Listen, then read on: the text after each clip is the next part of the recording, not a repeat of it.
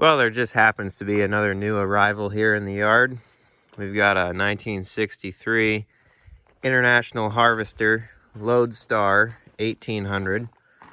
She's a big tandem axle beast with a reinforced frame and air brakes and all kinds of jazz like that. It's missing the rear portion of its flatbed, but that's no big deal. You can always, add on to that or ditch the whole thing and put something else on here, but she's quite a rig. We'll just go around and check it out real quick. It's got the one emblem over here. I've always wanted a Loadstar, especially in the red and white color scheme like this one. She's been off the road since '94, has the classy old Alaska farm plate. Those were the cheapest things you could get back in the day for stuff. Got the nice big chrome IH emblem, pretty cool. And the signals on the fenders. And dual tanks also serve as the steps. And then your famous 1960s International truck doors that don't fully latch anymore. And they sag because they're super heavy. But we got nice mirrors. We've got a pretty decent interior. It's missing the headliner, but no big deal. It's had some seat work. And just, full of junk and various things. Looks like some floor patch work. But considering the age, it's not too bad. It's pretty cool.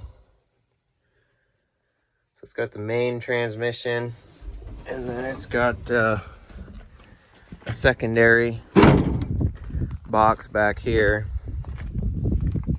that they added in, and it's got the other shifter in the cab there, and then they got some kind of hokey linkage back here to this one. And then, as you can see, they truss the bottom of the frame for strength. Got some big classy welds there, and all sorts of fun stuff.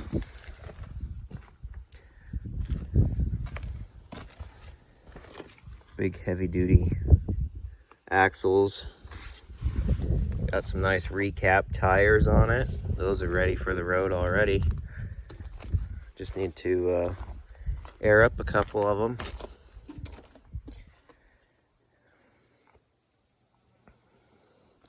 I love somebody's repair here.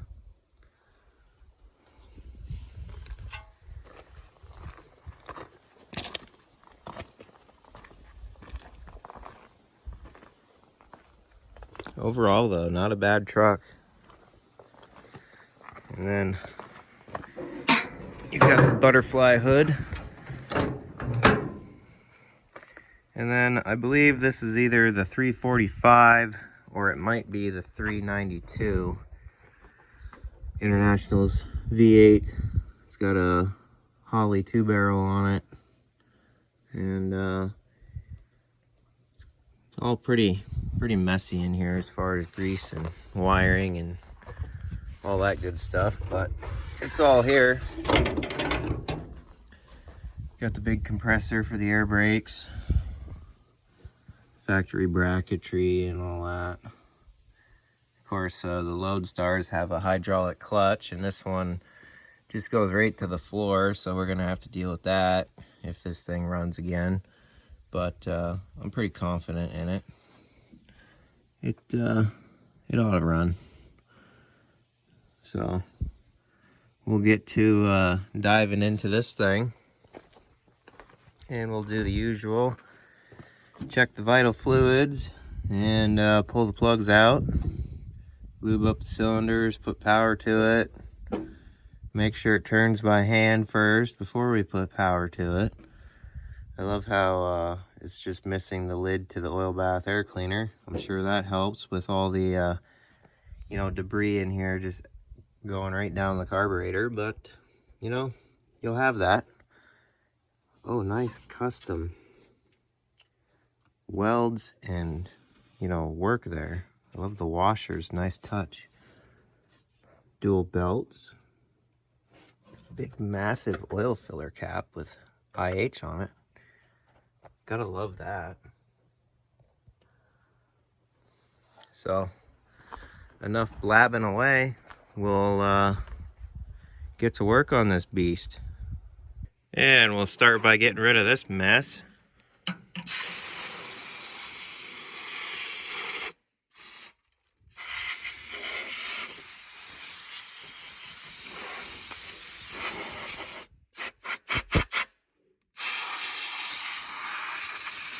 Well, that's already an improvement. Looking better already. There's a 2-barrel. Everything doesn't look too bad under here. Let's see what the oil looks like. Oh, look, back when they actually made a real dipstick.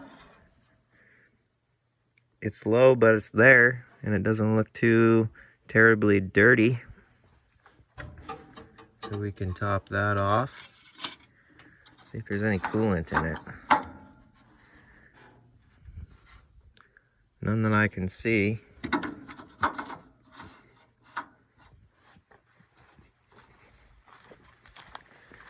So we can hop in here. Both wheels are chalked, so it shouldn't go anywhere.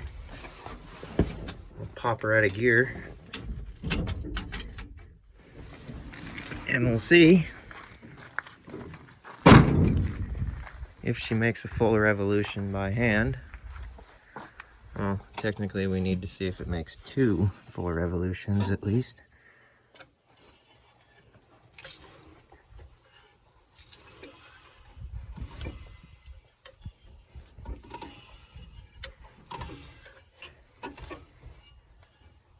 Well, so far so good. She's turning.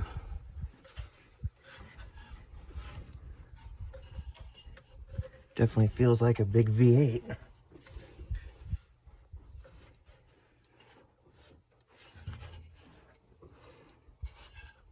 Well, it makes full revolutions by hand, so we're fine that way.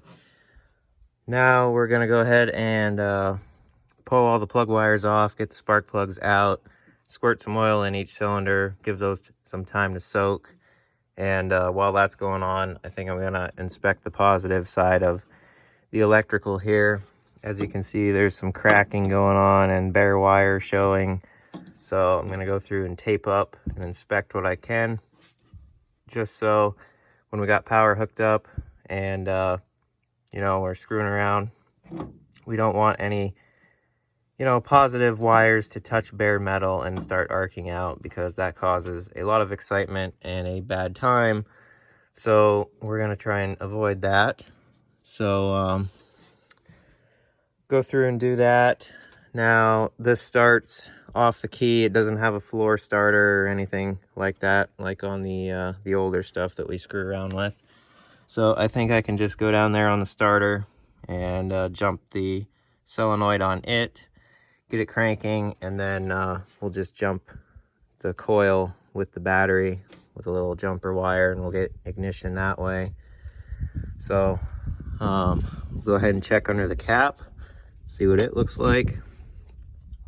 And if everything looks primo, we will clean up the points and proceed to the next step. Some dust in here, but I don't see anything alarming. No cracks or carbon trails or anything. Rotor looks all right.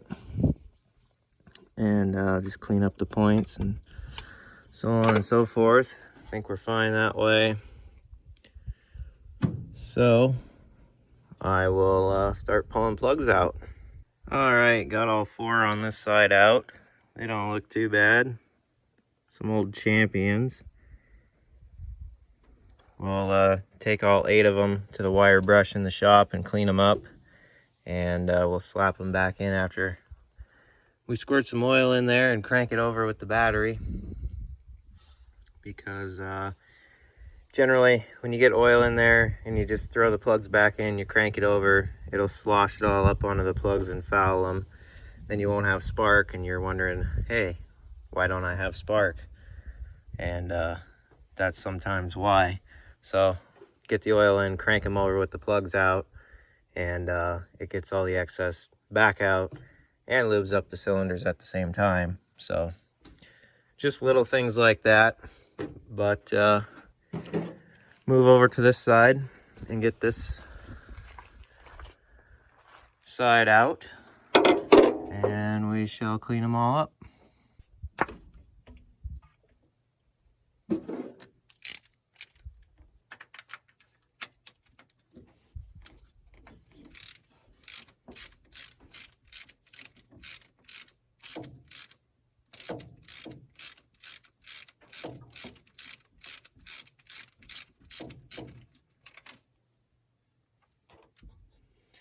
There's the first one, about like the other side. Alright, got them out. We'll snatch all of these things up and take them into the shop and wire wheel them. Well, there's all 8 of them cleaned up.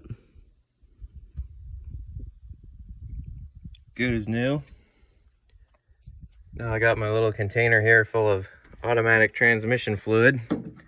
So I'll just go through each cylinder and a few pumps in each one. Usually does the trick on this stuff. So I'll get all of them and then hook some power up to this thing. Cylinders are all lubed up, so that should be good. And then I took the time to tape up all the bare wires on the battery cable here. And then I took some zip ties and just kind of cleaned up the wiring a little bit, get it off of the exhaust manifold like it was. That way we have more room to get the spark plugs back in, hook the wires back up, that kind of stuff. So I think we're ready now to go grab a battery and hook the wires up, and we'll see what this thing does, see if we can get it cranking. And then we'll move on to ignition and fuel, and shouldn't be too much. We'll see what happens. Got our battery cleaned up connections a little bit. Now, before hooking up power, looking at this thing, has a generator, but it is a 63, and most everything in that time frame was 12 volt. But if you want to confirm, there's usually a tag, 12 volt. So it's a 12 volt generator. We're fine to hook up 12 volts. Just little details to check before hooking up power to these things, and risk frying something. So we're good, and we'll see if this thing will crank. Hook this up here. We got our power probe. These things are a lifesaver. You can apply power, apply ground. You can find ground, find power, and it's got a digital voltmeter. These things are great. They really save a lot of time in most instances. So we'll crawl under here with it. Oh, and it has a light. Now, before you do this kind of stuff, make sure you double check that you're in neutral. So I did that, and we will see which one is the signal wire to the starter. We'll just apply power. That's not it. Well, apparently neither are working. Let's try this one. There it is. This wasn't getting good contact the first time. So we'll give it a good revolution here. Oh, plenty of junk falling on me.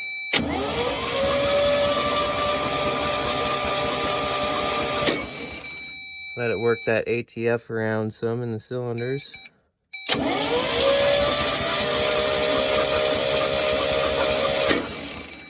Well, it sounds like it's cranking over fine. Sounds healthy. So we'll go under here and we'll hook up a jumper wire as soon as I can reach it here. There we go. we'll hook up a jumper wire to that terminal on the starter. That way we can crank it from up top.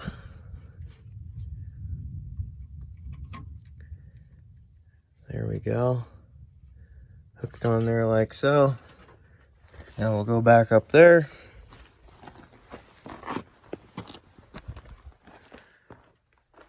And just pull all the excess up so it doesn't get on the exhaust.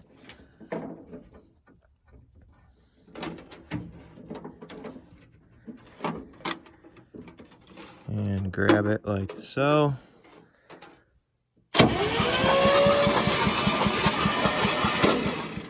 There we go. We can crank it over now. All right, unhooked our power probe since we don't really need that now. So we'll go on to the distributor here, pull the cap back off, and I'll clean up the points, get those situated, and then we'll take another jumper wire and run it from the battery to the coil. Then we'll have ignition, and we will see if we have spark. Clean up points with some emery cloth here.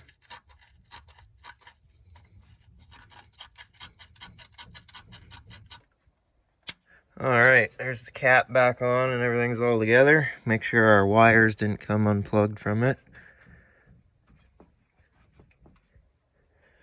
Those are all good. It's plugged into the coil fine. So I got another jumper wire here. We'll run it from the positive to the coil, and we'll hook up one of these plugs and ground it good and see if we got spark. All right, let's see what we got here. Get this one on.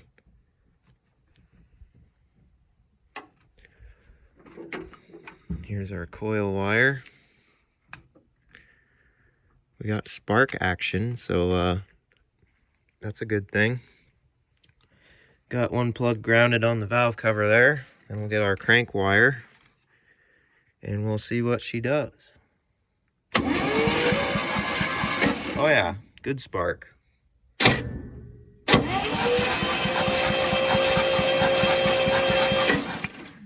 All right.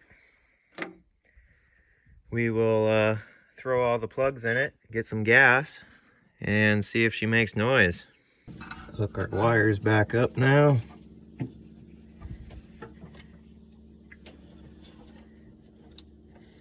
Listen for that nice satisfying click on each one. You're usually good.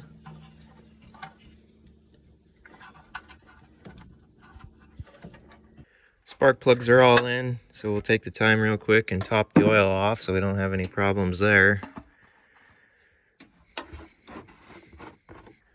Give her a look here. And we're full now, so don't have to worry about that. And one more thing to check, we'll make sure the throttle linkage isn't sticky or anything when we go to start it. Seems fine. So we're good there. Now we'll go back over here, hook our coil back up. And I've got 2-stroke mixed gas in here now, so the little bit of oil will help lubricate the top end and get things going again. So I like to do that on first starts. Seems to help. So we'll get set up here and see if she rumbles.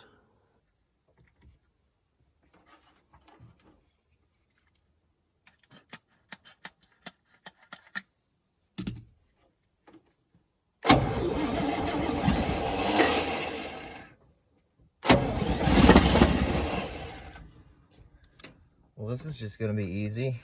We'll fill the bowl up here.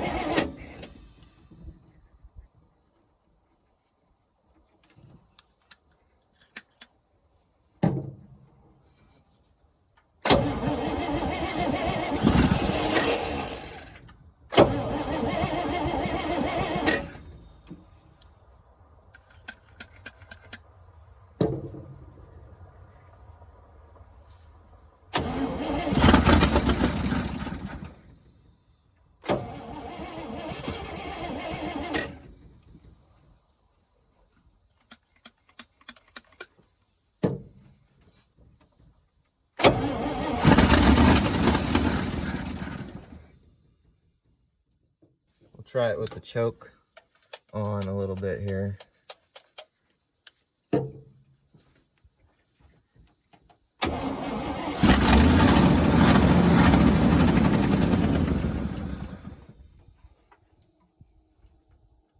Well, she's gonna run. I think it's time to start supplying fuel to this thing. Somebody had an electric pump going to it, and it's kind of just hanging out under here. So I think we may utilize that, because it's got wires on it here.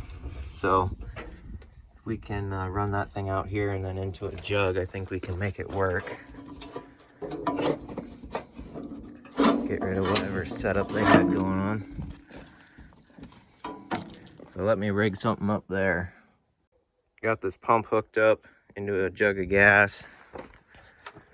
Got our ground hooked up for it. Just kind of zip tied it up there and we'll see if it works.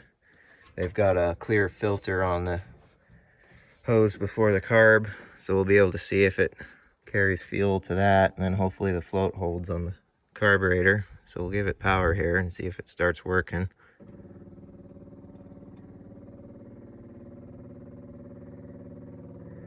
Oh, it's running. We'll see if we get anything. Oh, it's changed in tone. There's fuel.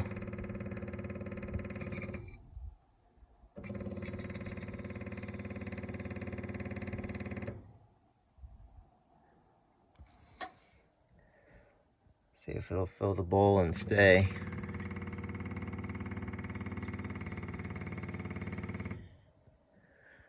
Well, we can try that.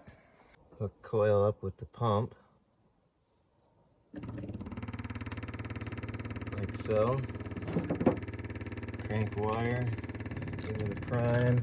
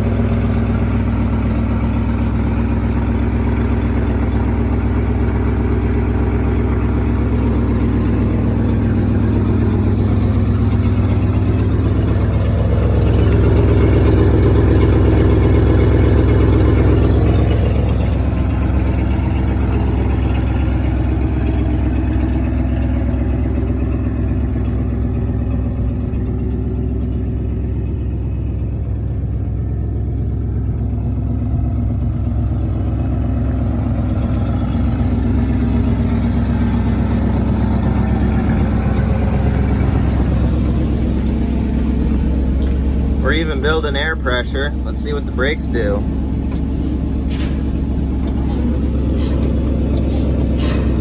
Sounds like they're working. Oil pressure's not really doing anything, but I don't hear it knocking, so we must be good. They've added in another tack, and that one works.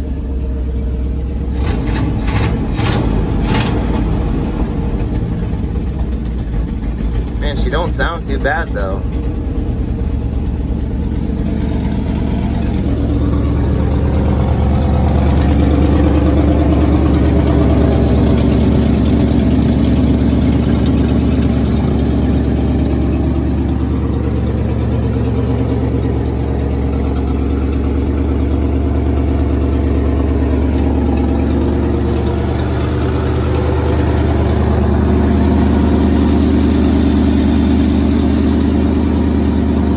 Let's see how she starts back up.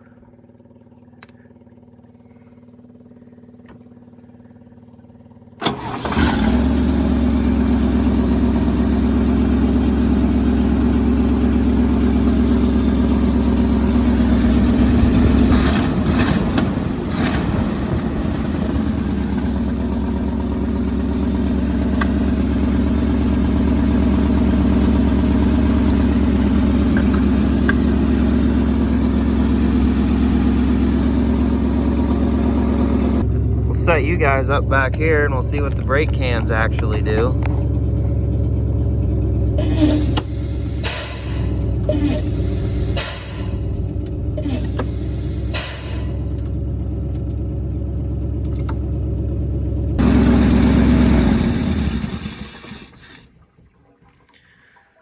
Well, that one went pretty easy. She doesn't sound too bad. A little bit smoky, but judging by how much oil is slung everywhere in here, I was gonna guess that the motor's pretty tired, or it's the compressor doing it. Either way. It was a lot more smoky when we first got it going, but that's probably the ATF working out of the cylinders and, you know, where it's been sitting a while. So it's starting to clear up actually. It's not as bad as it was. So I think now I'm going to move in the direction of wiring up a better switch system.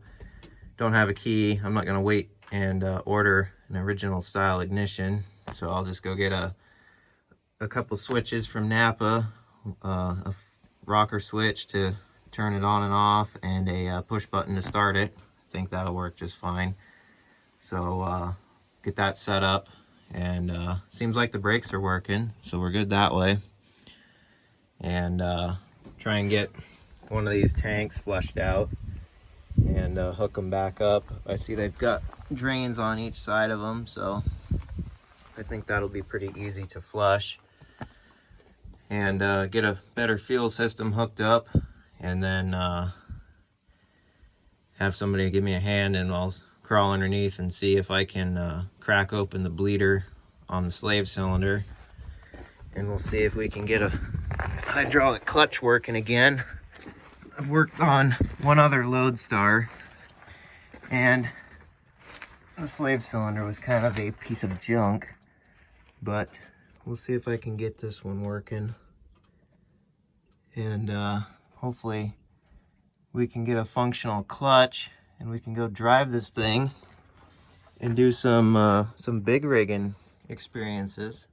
I think it's going to be pretty fun. So we'll start moving in that direction.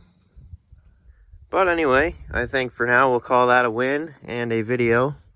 And in the next one, we can start tackling everything I just mentioned and see if this thing won't drive around and we can have some more fun with it. But I'd say we did pretty good. Another one revived, and she doesn't sound too bad. So I think we got another good rig for sure. So it's finally cool to own one of these trucks. I've been after one for quite a while. So looking forward to playing around with it some more. But until then, thanks everyone for watching. Be sure to subscribe. And until the next video, we will see you guys later.